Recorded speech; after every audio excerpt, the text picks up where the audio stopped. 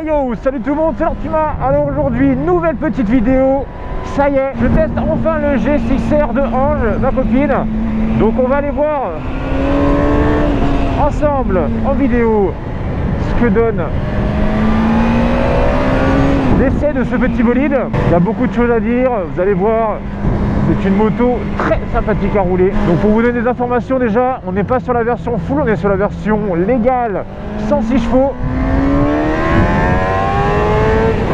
Qui marche déjà très bien. On va d'abord commencer. Pourquoi d'abord 106 chevaux et non pas 150 chevaux en full? Tout simplement parce que cette moto là en full, elle n'est pas légale aux yeux de l'État, aux yeux des assurances, parce que tout simplement voilà, elle n'est pas homologuée full en France.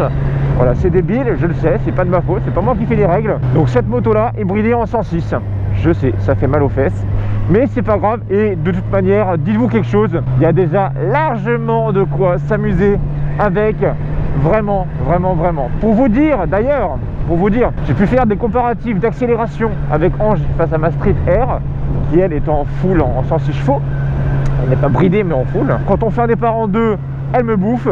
Quand on fait un départ en 3, elle me bouffe. Pour que je puisse la tenir à peu près, il faut que elle parte en 3 et moi en 2. Et encore, je la tiens sur 20 mètres et après elle me déglingue. Donc clairement, on est sur une moto qui, malgré les 106 chevaux bridés, marche excellemment bien. Donc la position de conduite, vous l'aurez bien compris, on dit sportive. Donc forcément, eh bien, guidon bracelet, on est vers l'avant, les jambes bien recroquevillées. Alors la petite vibration, ne vous en faites pas, c'est la petite bulle qui vibre un petit peu, mais ça va être changé de toute façon. Bon, pour que vous puissiez un petit peu entendre le son. Alors on est sur un pot d'origine, il sera changé, vous inquiétez pas. C'est pas ouf. Bon, on va aller voir ce que ça va donner, hein.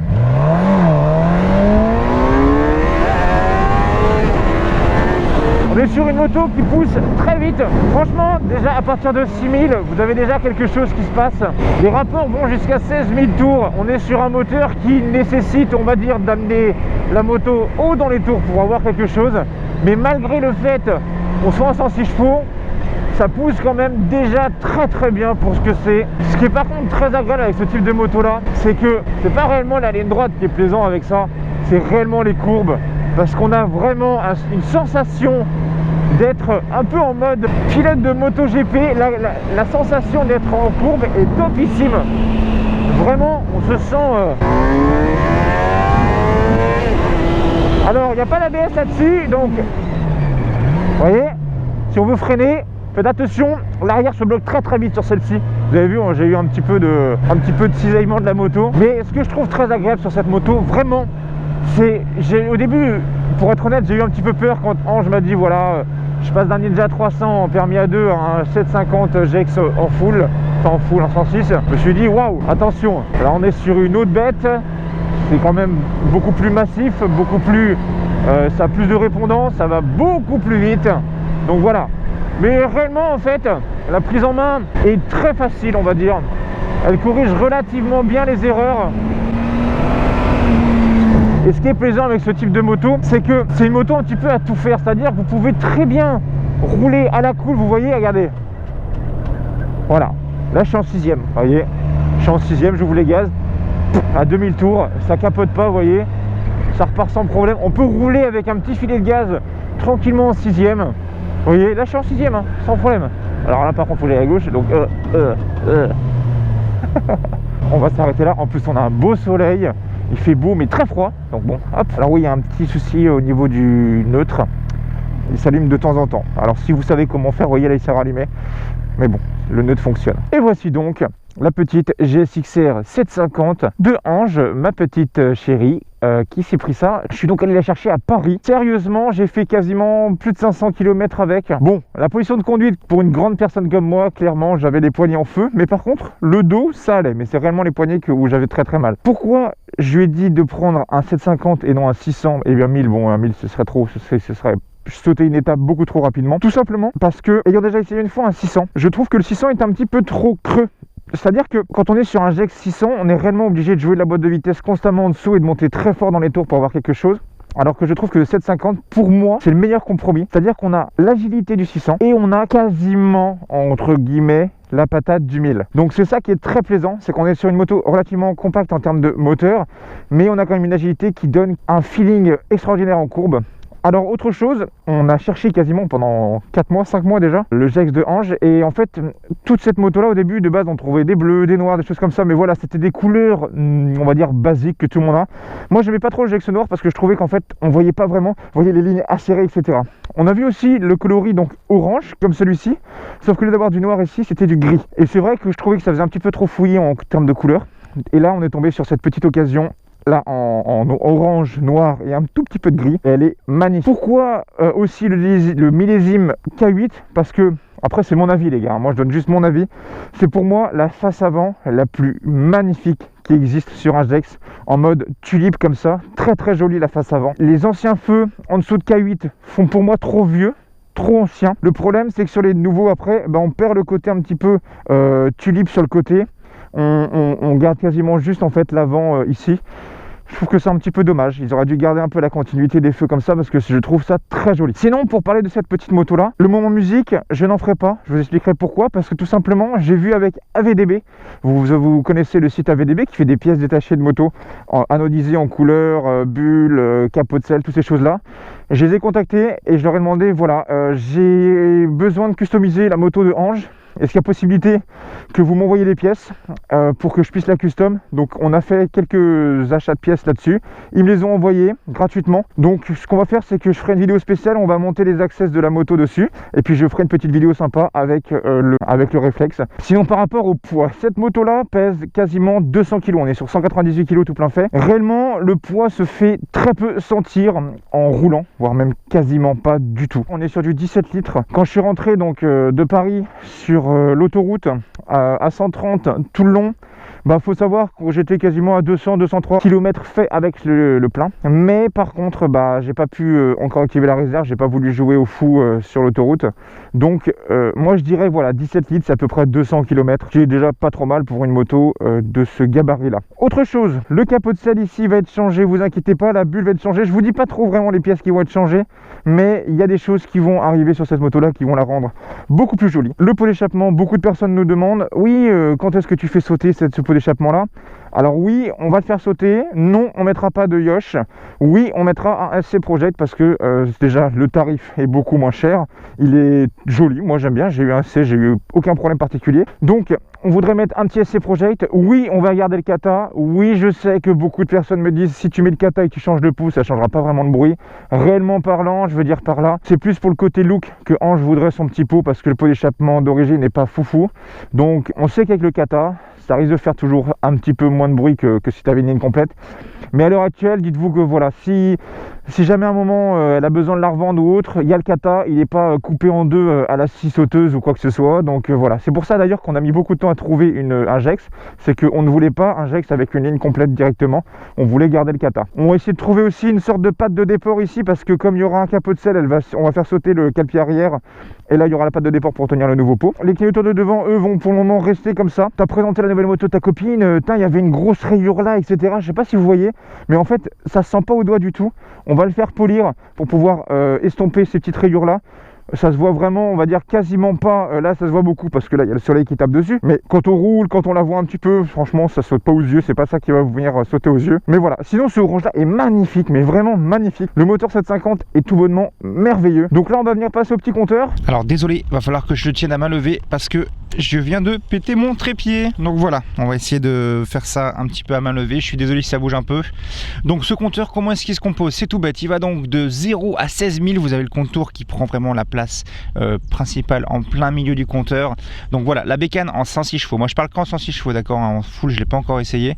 En 106 chevaux, vraiment la moto commence à donner sa voix, on va dire à partir de 6000 tours, et en fait il y a deux petits coups de cul, vous avez un à 6000 et un à quasiment 12 000 on dirait, qui monte jusqu'à 16 000 où vous avez le rupteur là-haut. Le rapport de vitesse engagé en plein milieu ici, et vous avez trois petites cases vides qui sont donc trois modes que vous pouvez venir sélectionner sur votre moto, le mode A, le mode B et le mode C. Alors j'ai essayé le mode A et le mode B. Personnellement, pour moi, vu que la moto est bridée, j'ai l'impression que le A et le B, vous avez toujours 106 chevaux, je vois pas de différence notable. Par contre, quand je mets le mode C, la moto est vraiment très pâteau.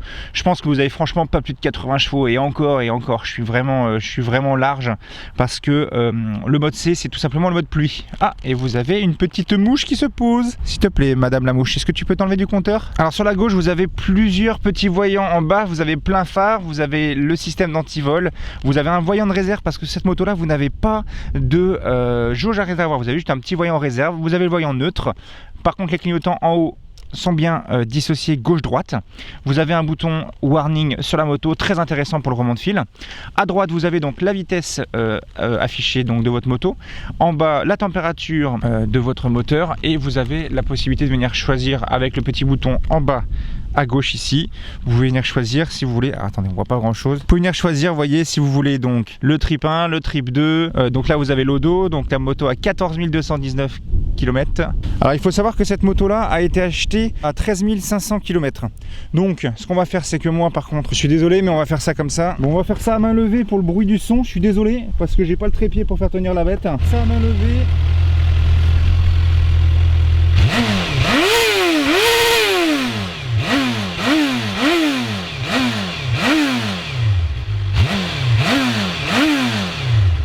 Vous voyez la moto, elle fait un petit bruit de casserole avec le pot d'origine, mais franchement en roulant c'est pas bien méchant.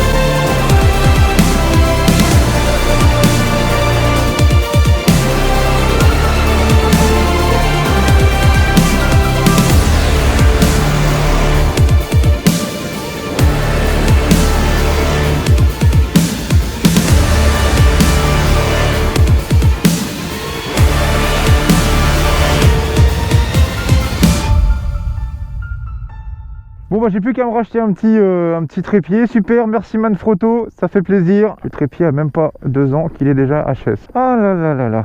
Donc pour remonter sur la bête, on embraye, on appuie.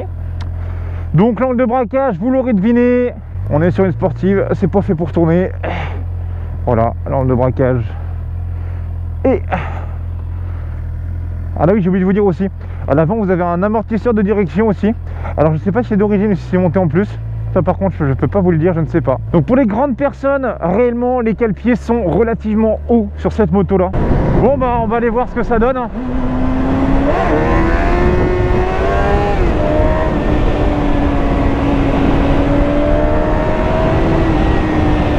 Vous voyez, c'est vraiment une moto. Les suspensions sont même pas réglées à mon poids. Ah, c'est un régal en courbe, hein. Réellement un régal en courbe. Ce qui est marrant avec cette moto là, c'est qu'on a l'impression que vraiment la boîte déjà est très souple, vous n'avez pas de faux points morts, les rapports se trouvent tout seuls, vous n'aurez pas de surprise avec cette moto là en 106 chevaux. Vous voyez, vous pouvez vous permettre d'ouvrir en grand à n'importe quel rapport. La moto en elle-même à bas régime ne va jamais lever. Le frein arrière, regardez, vous freinez la moto, on le sent relativement bien, mais il bloque très très vite la roue arrière. Vous voyez, regardez, là je suis en première, regardez, j'ouvre en grand d'un coup, elle va pas lever, regardez. Vous voyez? Donc même en première à 106 chevaux, vous voyez, regardez, elle ne va pas lever. Donc ça c'est vraiment quelque chose de relativement sécurisant quand on se dit voilà, on a une sportive. La moto en elle-même, si vraiment vous voulez lever, il faut le déclencher avec un coup de sirette ou alors en première, réellement très haut dans les tours. C'est une moto vraiment agréable à rouler pour tout type de conduite. Sur piste, je sais que ça marche déjà très très fort quand c'est un peu préparé. D'ailleurs, en parlant de préparation, cette moto-là, un freinage qui, pour ma part, je trouve, est quand même intéressant, parce que d'habitude les Suze, ça freine rien. Mais du moins, juste pour celle de celle-ci, vous voyez, celle de hanche, et ben sérieusement, ça freine très bien. Alors, c'est sûr que le freinage à un doigt est pas dingo, mais franchement, elle vous freine la moto sans problème. Vous voyez, ça monte haut. Ça monte très très haut et très très vite.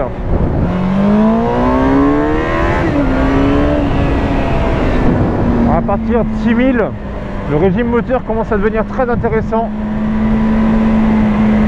Ah, bah je crois qu'il y a des chasseurs partout. Allez Bambi, enfuis-toi. C'est réellement une moto qui, je pense, pour les personnes qui veulent passer après le permis A2 sur une moto de ce type-là, le 750 est très dur à trouver dans un état quasi d'origine, avec peu de bornes et on va dire qui n'a pas suivi l'inflation complètement déjantée des personnes qui vendent leurs Gex, parce que réellement, les Gex c'est vraiment overcoté, c'est incroyable. Vraiment, il y a des mecs qui vont vendre des 600 avec 30 000 bornes à 7 000 euros. Là on a eu de la chance, celle-ci on l'a trouvée à 6 000 euros, enfin 6 400 avec les papiers, à TMT 78 à Paris. Je vous invite d'ailleurs à aller les voir, ils sont vraiment très pro, très gentils. La moto est full révisée. Alors franchement là-dessus, très pro. Est-ce qu'on viendrait pas juste au moins essayer un coup le genou? Au moins un coup le genou. Là il n'y a personne. Allez, on l'essaye. Et voilà, ça frotte. Après, de toute façon, cette moto-là, vous aurez d'autres petites vidéos qui viendront agrémenter l'essai de cette moto, parce que tout simplement, comme je vous explique, je ferai une deuxième vidéo où vous aurez le montage des pièces AVDB sur cette moto avec un petit moment un petit peu sympathique. Bah d'ailleurs là je vais aller me commander un trépied en espérant qu'il arrive avant, parce que le mien est mort, donc pour les plans ça va être compliqué. Un grand merci à tous d'être de plus en plus nombreux, ça fait extrêmement plaisir en tout cas. N'oubliez pas aussi ma boutique, bien entendu, est toujours ouverte. Les personnes qui me demandent oui c'est quoi la boutique, tout ça, learnpuma.fr, www.learnpuma.fr. Autre chose, il reste encore, je crois normalement 17 pulls en série limitée. Vous m'avez fait comment dire, dévalisé en un temps record, en moins de 3 jours. Il y avait 50 exemplaires, il en reste plus que 17. Alors sachez que l'argent que je récolte avec la vente des séries limitées permettent tout simplement de participer à la cagnotte de la Normandie que je vais tout simplement faire quand je fais le road trip avec tout le monde. Oh, un homme de goût. J'ai d'autres projets, mais ça je ne vais pas vous le balancer tout de suite, ça serait spoilé, qui arriveront aussi prochainement. Donc en tout cas, toutes les personnes qui prennent quelque chose sur la petite boutique, vous venez tout simplement m'aider à financer ces projets-là, sans vous dire les gars, sans dire voilà les gars, je fais un Tipeee, non. Merci à toutes les personnes qui font les commandes dessus, qui me soutiennent, qui m'envoient des messages de soutien, ça fait extrêmement plaisir. N'oubliez pas, même avec 3 degrés, même avec un beau temps, même si c'est à la pluie, équipez-vous, c'est très important. Moi je vous dis à bientôt et on retrouvera la petite bête très prochainement. Allez, bisous tout le monde, salut!